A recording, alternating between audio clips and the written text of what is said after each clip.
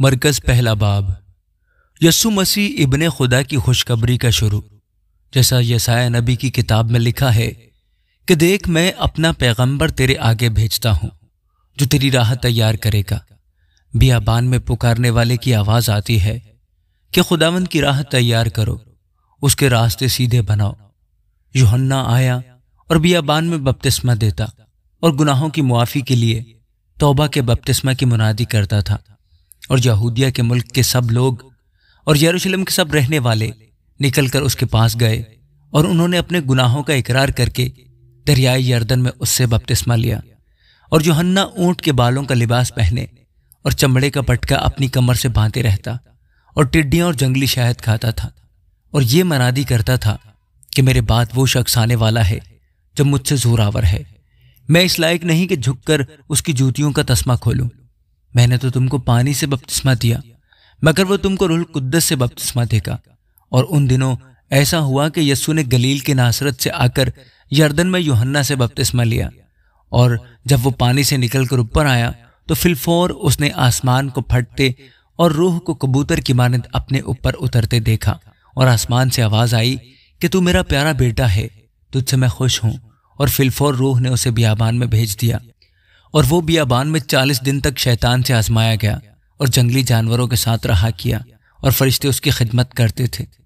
پھر یوحنا کے پکڑوائے جانے کے بعد یسوع نے گلیل میں آ کر خدا کی خوشخبری کی منادی کی اور کہا کہ وقت پورا ہو گیا ہے اور خدا کی بادشاہی نزدیک آ گئی ہے، توبہ کرو اور خوشخبری پر ایمان لاؤ۔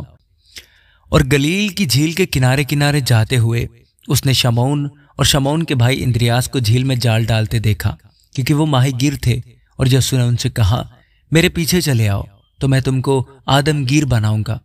وہ فی الفور جال چھوڑ کر اس کے پیچھے ہو لیے، اور تھوڑی دور بڑھ کر اس نے زبدی کے بیٹے یعقوب اور اس کے بھائی یوحنا کو کشتی پر جالوں کی مرمت کرتے دیکھا۔ اس نے فی الفور ان کو بلایا، اور وہ اپنے باپ زبدی کو کشتی پر مزدوروں کے ساتھ چھوڑ کر اس کے پیچھے ہو لیے۔ پھر وہ کفرنہوم میں داخل ہوئے، اور وہ فی الفور سبت کے دن عبادت خانہ میں جا کر تعلیم دینے لگا، اور لوگ اس کی تعلیم سے حیران ہوئے، کیونکہ وہ ان کو فقیہوں کی طرح نہیں بلکہ صاحب اختیار کی طرح تعلیم دیتا تھا۔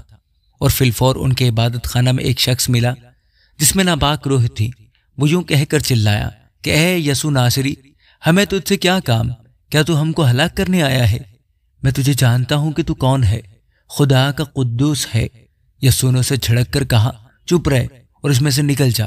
پس وہ ناپاک روح اسے مروڑ کر اور بڑی آواز سے چلا کر اس میں سے نکل گئی، اور سب لوگ حیران ہوئے اور آپس میں یہ کہہ کر بحث کرنے لگے کہ یہ کیا ہے، یہ تو نئی تعلیم ہے۔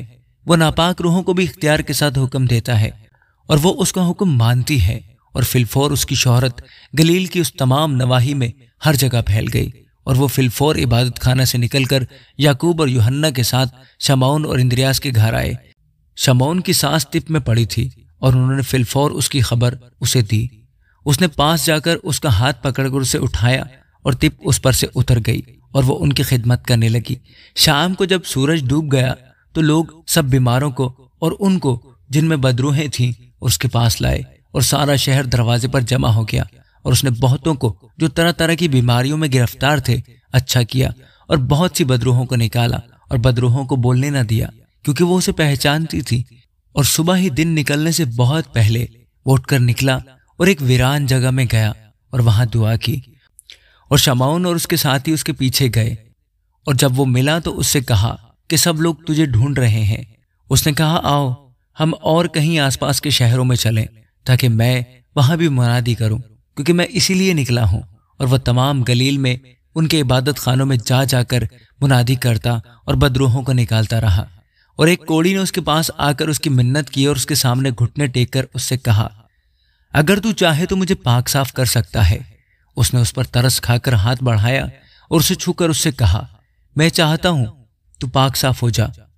اور فی الفور اس کا کوڑ جاتا رہا اور وہ پاک صاف ہو گیا۔ اور اس نے اسے تاکید کر کے فی الفور رخصت کیا اور اس سے کہا خبردار کسی سے کچھ نہ کہنا، مگر جا کر اپنے تئیں کاہن کو دکھا اور اپنے پاک صاف ہو جانے کی بابت ان چیزوں کو جو موسیٰ نے مقرر کی نظر گزران، تاکہ ان کے لیے گواہی ہو۔